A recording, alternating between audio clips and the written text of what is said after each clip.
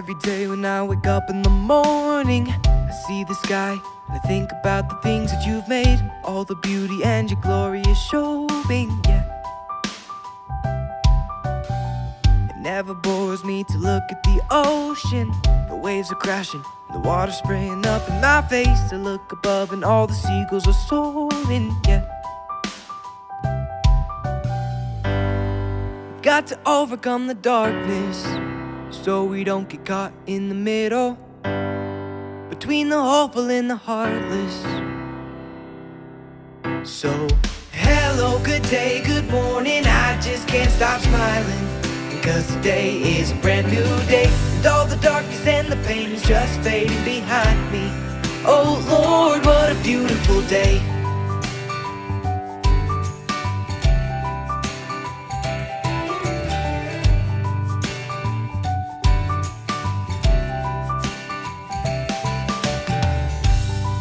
And all the planets surround me, the way they orbit just boggles my mind, the way the sun keeps on shining, yeah. We've got to overcome the darkness, so we don't get caught in the middle, between the hopeful and the heartless. So, hello, good day, good morning, I just can't stop smiling, because today is a brand new day, and all the darkness and the pain is just fading behind me. Oh Lord, what a beautiful day.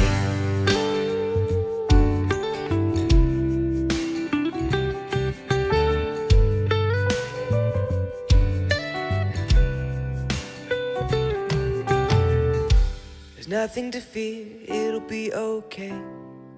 It's the day that the Lord has made. It's the day that the Lord has made. There's nothing to fear, it'll be okay. It'll be okay. It's the day that the Lord has made. That the Lord has made. It's the day that the Lord has made. That the Lord has made. So, hello, good day, good morning, I just can't stop smiling, because today is a brand new day, and all the darkness and the pain is just fading behind me. Oh Lord, what a beautiful day.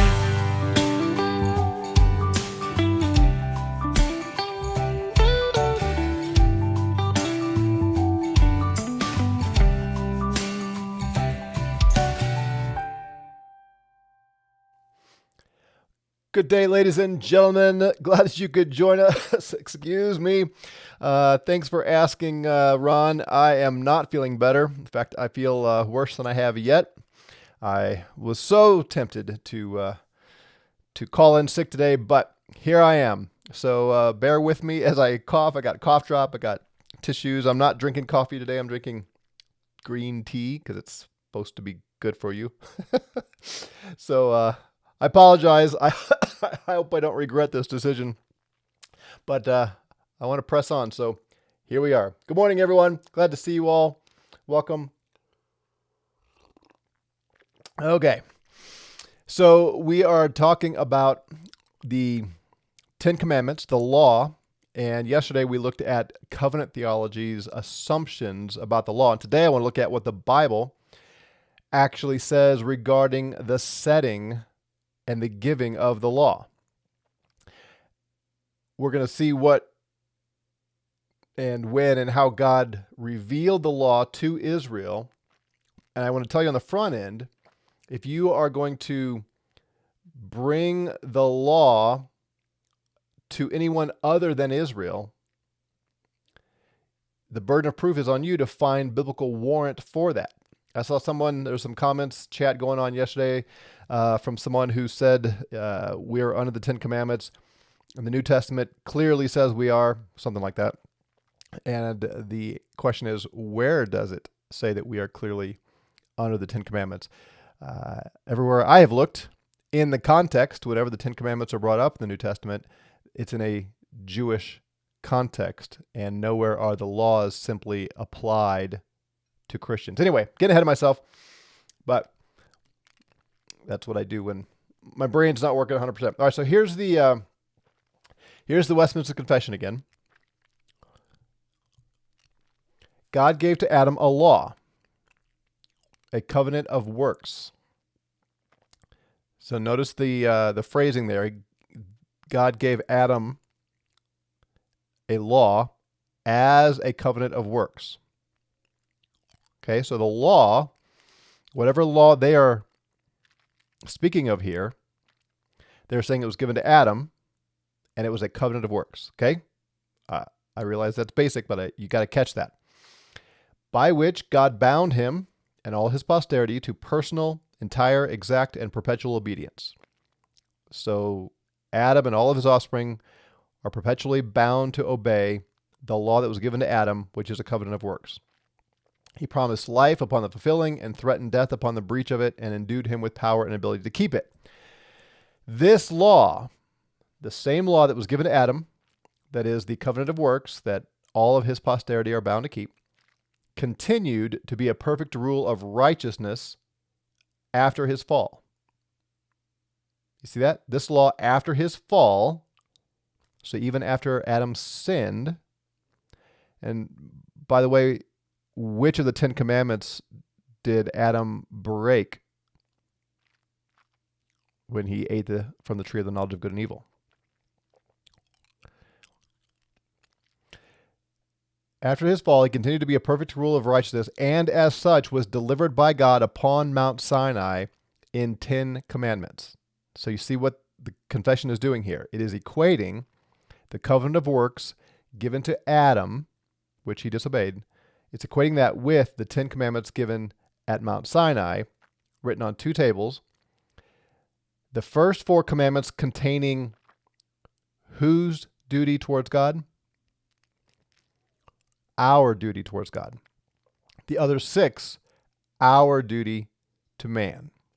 That's what I wanted to focus on here, is in the confession, they are affirming that not only were the 10 commandments given to Adam as a covenant of works and given on Mount Sinai, but they were written down to describe or contain our, and this is written, centuries and centuries after the coming of Christ, so millennia after it was given to Sinai, or given to Israel and Sinai.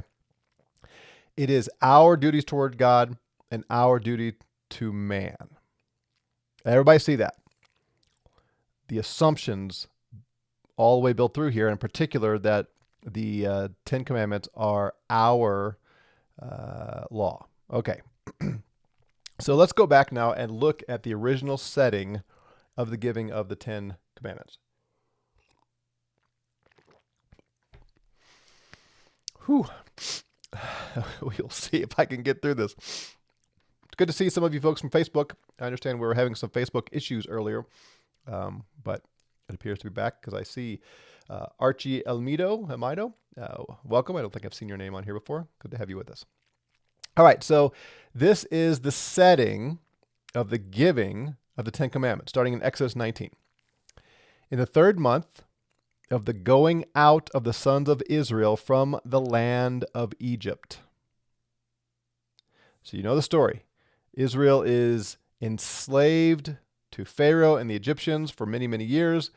God brought them out. That's what the first 18 chapters of Exodus deal with. God brings them out, the 10 plagues, the parting of the Red Sea, and all that, right? So in the 3rd month of the going out of the sons of Israel from the land of Egypt, in this day they have come into the wilderness of Sinai.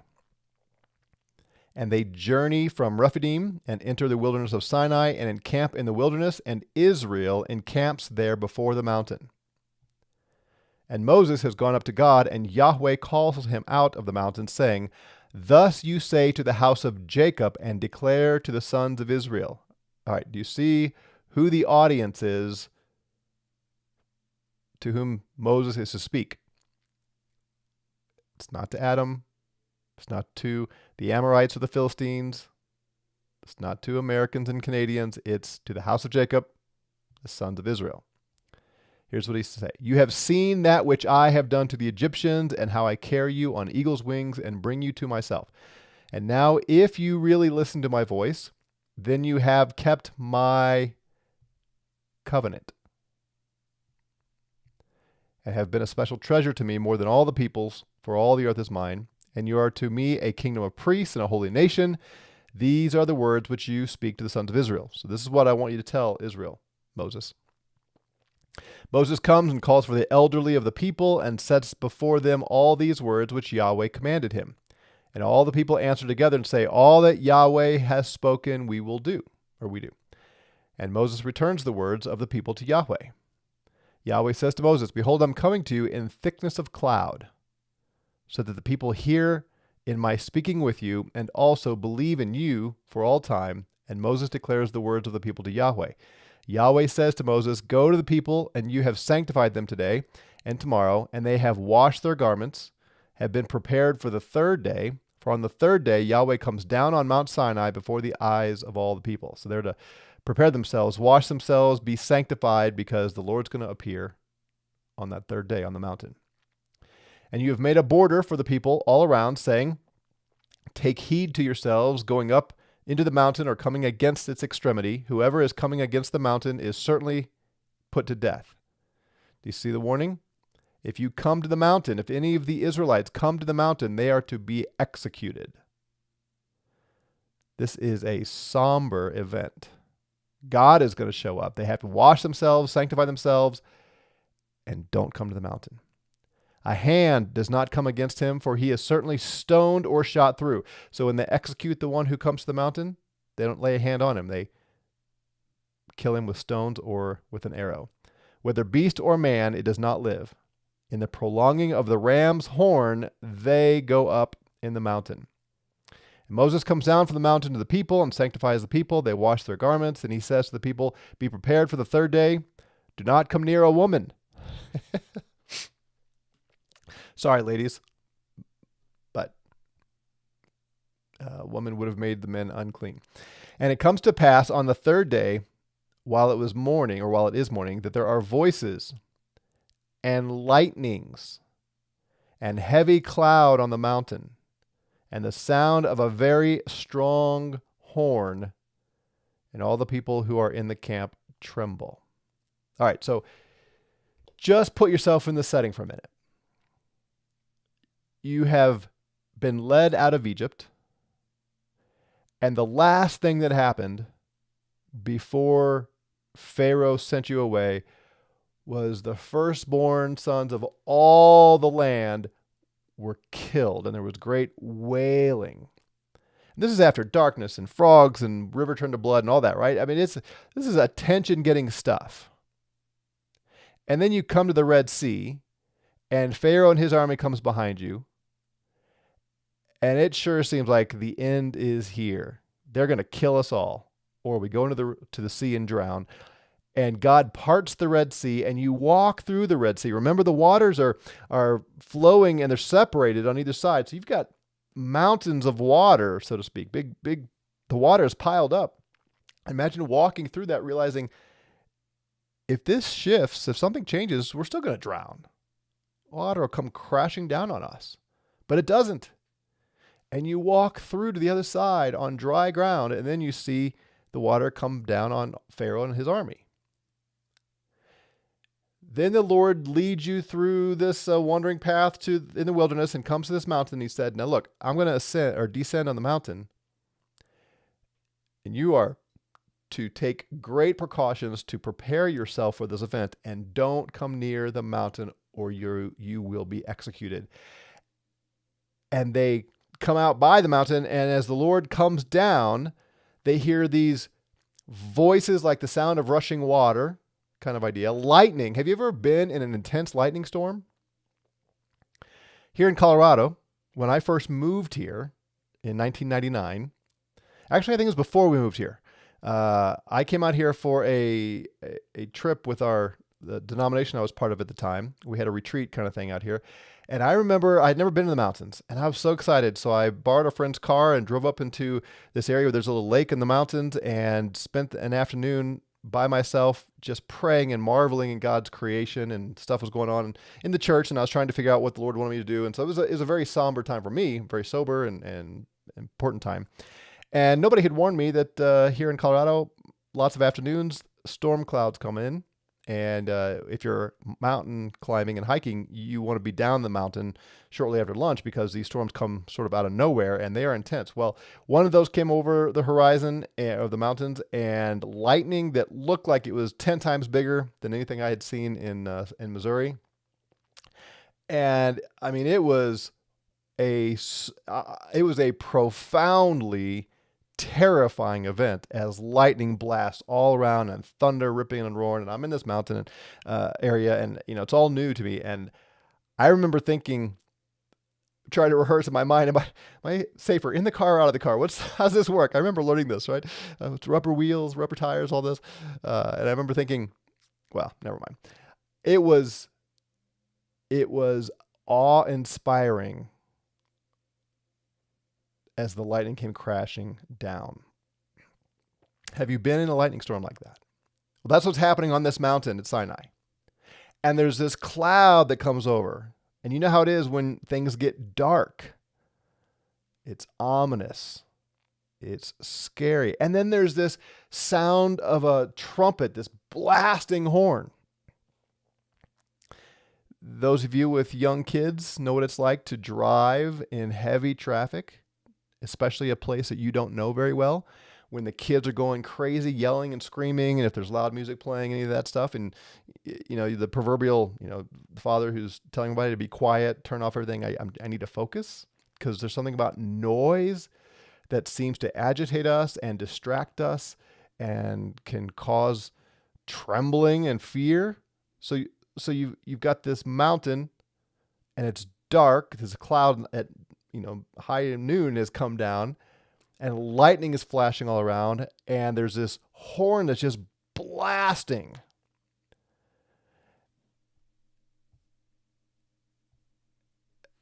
And Moses brings out the people from the camp to meet God, and they station themselves in the lower part of the mountain, and Mount Sinai is wholly in smoke from the presence of Yahweh, who has come down on it in fire.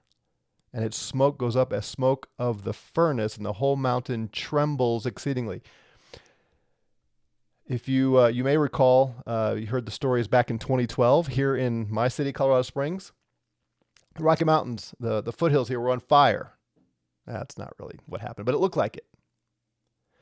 Over 500 homes were burned, and I remember the day as it came over the ridge thinking, where's it going to stop? Is it going to reach my house? It was apocalyptic. The smoke billowing up into the sky, covering the sun. Suddenly I had verses like the sun was turned to blood in my mind. That's exactly what it looked like. The next year, Black Forest caught on fire and almost 600 homes burned down. We were all scared. So in addition to the lightning and the loud noise and the smoke, the cloud and the trumpet, did I say that already? Now the mountain's on fire and there's smoke everywhere. And the whole mountain trembles exceedingly. You know what that is? Earthquake. The only thing missing here is a tornado. Now put yourself in that setting. You are terrified to the very core of your being. God has your attention. Right? You see that? The sound of the horns going on, very strong. Moses speaks. God answers him with a voice. And now you hear the voice of God. Yahweh comes down from the mountain. On top of the mountain, Yahweh calls for Moses to the top, and Moses goes up. Yahweh says to Moses, go down, protest the people, lest they break through to Yahweh to see, and many of them have fallen. You need to go warn them, Moses. And the priests who are coming near to Yahweh sanctify themselves, lest Yahweh break forth on them. Moses says to Yahweh, the people are unable to come up to Mount Sinai, for you have protested to us, saying, make a border for the mountain, then you have sanctified it. Moses said, no one's going to come up here. We put a fence around it, and you warned us. And he goes on with the warning. What is all of this about? Why this setting? Why this awe-inspiring environment?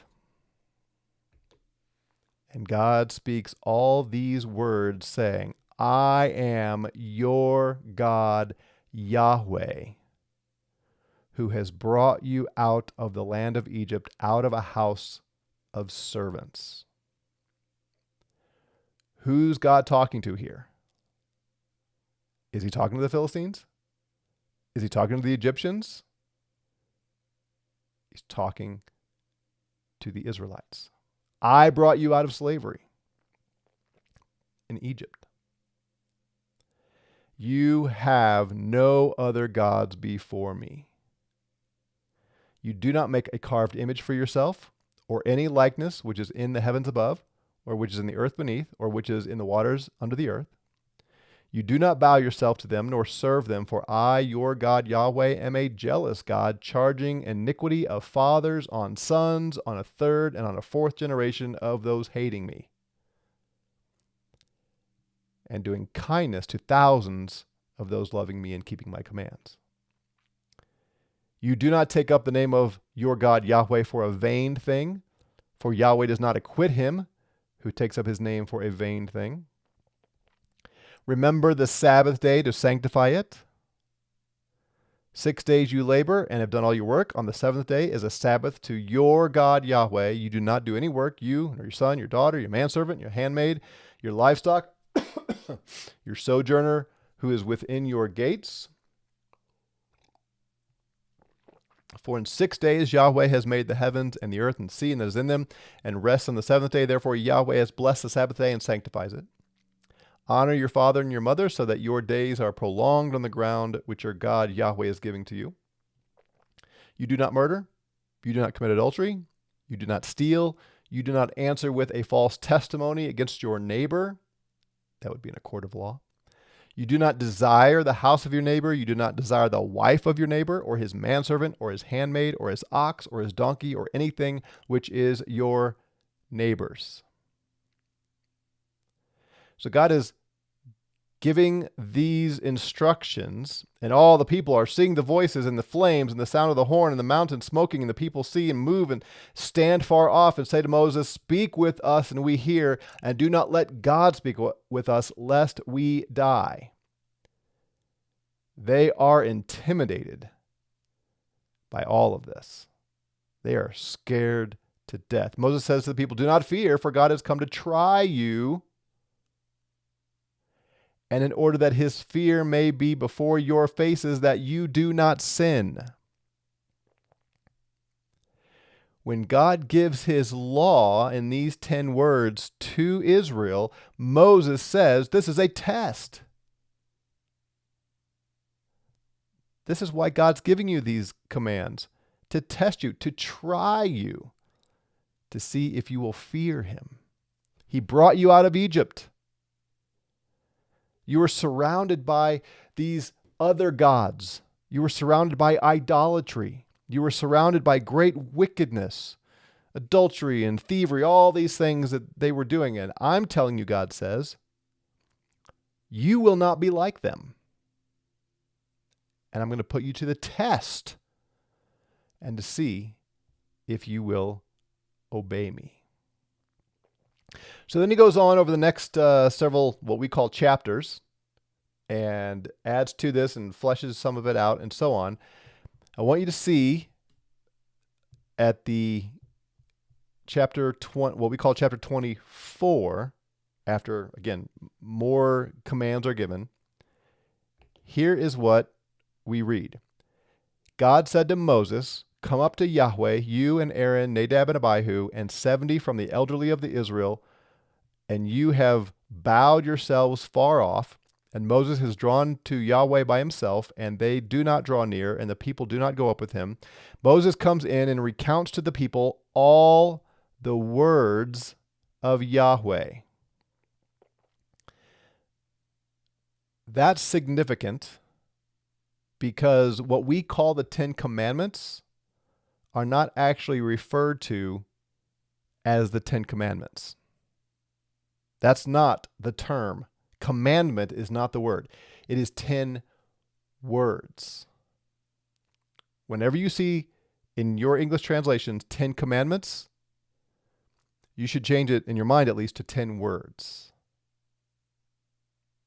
changes the sense a little bit.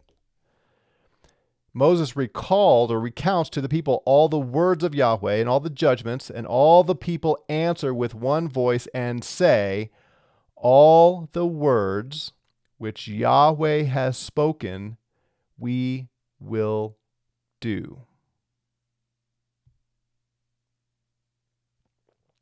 Moses writes all the words of Yahweh and rises early in the morning and builds an altar under the hill and 12 standing pillars for the 12 tribes of Israel. And he sends the youths of the sons of Israel, and they cause burnt offerings to ascend and sacrifices of peace offerings to Yahweh, calves. And Moses takes half the blood and puts it in basins, and he sprinkled half of the blood on the altar, and he takes the scroll of the covenant and proclaims it in the ears of the people, and they say, all that which Yahweh has spoken, we do and we obey. And Moses takes the blood and sprinkles it on the people and says, behold, the blood of the covenant which Yahweh has made with you concerning all these things. The 10 words given out at Sinai are the covenant stipulations in the covenant God made with Israel on that day. Do you see that? The scroll of the covenant are these words, and they are saying, I do to God. If you think of a marriage covenant, the vows in a marriage ceremony, will you take me to be your wife, your husband, your husband? And we vow to do these things. That's what's happening here. God says, this is what I expect of you. And Israel says, we are in. We will do it. We accept the terms of the covenant. A little bit later, after they violate the covenant in Exodus 34, here's what it says. And this is speaking of Moses. Here he is there with Yahweh 40 days and 40 nights. He has not eaten bread and he has not drunk water. And he writes on the tablets the matters of the covenant, the 10 commandments, or the 10 words. You see that? He writes on the tablets, those 2 tablets of stone, he writes the matters of the covenant, the 10 words. Then Israel is taken to the edge of the promised land. They send in their spies, and they come back reporting how big the people are, and the people rebel, and they won't go in, remember? And so God is angry, and he sends that whole generation out into the wilderness for 40 years, brings them back. And as Joshua is about to lead them in to the promised land, he gives them the law the second time. That's what Deuteronomy means, second law. And in Deuteronomy 4, we read this. So this is Moses speaking to that second generation about to enter the promised land. Never forget the day when you have stood before your God Yahweh in Horeb, which is another name for Sinai. And Yahweh is saying to me, assemble the people to me, and I cause them to hear my words, so that they learn to fear me all the days that they are alive on the ground, and they teach their sons, and you draw near and stand under the mountain. So I realize the literal standard version here is all saying present tense, and that's confusing to you. Sorry, probably should have read this in a different translation. Anyway, this is all recapping what they did in Exodus 19 and 20. And you draw near and stand under the mountain, and the mountain is burning with fire to the heart of the heavens, with darkness, cloud, and thick darkness. And Yahweh speaks to you out of the midst of the fire. You are hearing a voice of words, but you are seeing no likeness, only a voice. Again, recounting that whole event we saw. And he declares his covenant to you. God declares his covenant to the Israelites, which he has commanded you to do, the 10 words or 10 commandments. And he writes them on 2 tablets of stone. The 10 words, or what we call the 10 commandments, are the stipulations of the covenant that God made with Israel at Mount Sinai.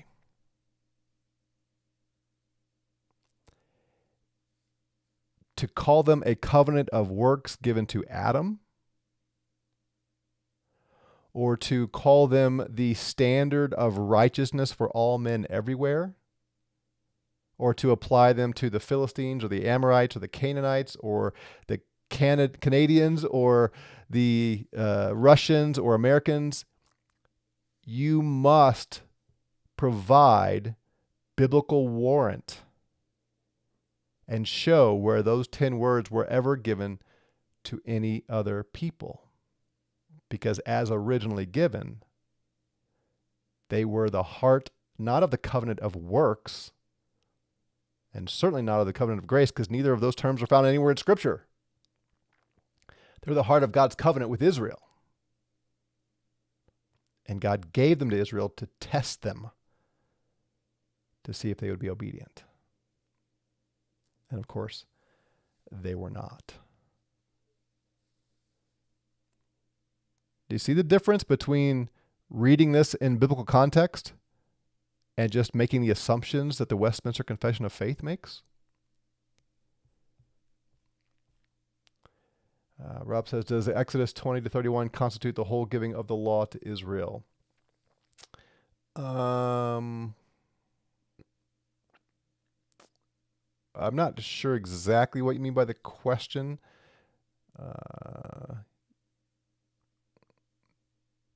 I mean, I want to say yes, but I'm not sure. And he repeats them all in Deuteronomy, so I'm not sure exactly what you mean by that. With the tablets which were smashed in chapter 32 constitute another set of 10 words. Yeah, we'll talk about that. I think we'll talk about that. Well, in case I forget, they were the same 10 words written down.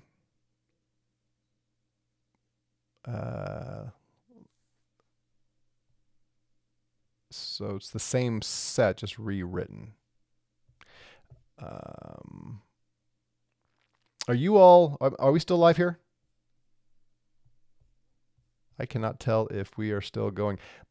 Yesterday, by the way, I got a notice that Facebook had shut down the video because of copyright issues. Apparently, they don't think that I have the right to play my song or my son's song. Beautiful day. All right, good. You guys are still here. All right. Well, we're about ready to wrap up anyway. The 10 words are the covenant God made with Israel. It's crucial to remember that. And as you are interpreting Scripture and the law, you've got to keep it in its historical context. It's not okay to just extrapolate and make assumptions and apply them however we want to. Edgar says, so the tablets had only the 10 words? That's correct. I mean, there are more than 10 words. It takes more than 10 Hebrew words to say, but yes, the what we call the 10 Commandments, that was what was on the 2 tablets.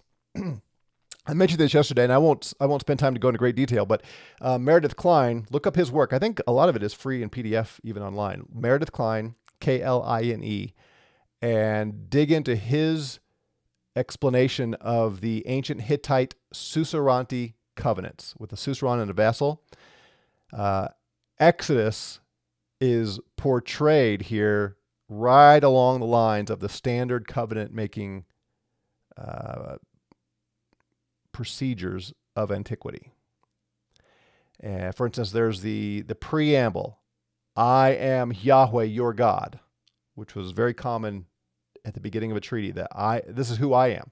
The historical prologue, here's our past history. I am the one who led you out of Egypt and out of slavery. And then come the stipulations, the terms that are required for the vassal, the weaker nation, to keep as given by the suzerain. That's the 10 words. They are the stipulations of the covenant, of this contract. I'll probably come back, not this week, maybe next week. Sometime I will probably walk through the covenant making structure, because it's really helpful to see how the Exodus plays into that. But yeah, that's what the 10 words were, the stipulations, very much like wedding vows in a wedding, if you take them seriously. What about the 600 plus laws they had to keep? So as we've seen here, when it talks about the covenant, it's those 10 words. But then over and over and over again, God says, you have to keep all of my statutes and ordinances and commands. So they were all required, but the core of the covenant was the 10 words. And notice I said was the 10 words, not were the 10 words. As a unit, they form the heart and soul of the covenant God made with Israel. So, in my opinion, and I'll try to show this to you as we go on,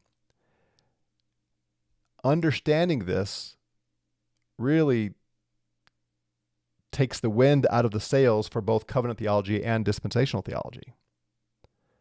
For covenant theology, the only way they can get the 10 commandments back to Adam and to us is to assume the one covenant of grace that has at its root the 10 commandments. Do you see how that works for them?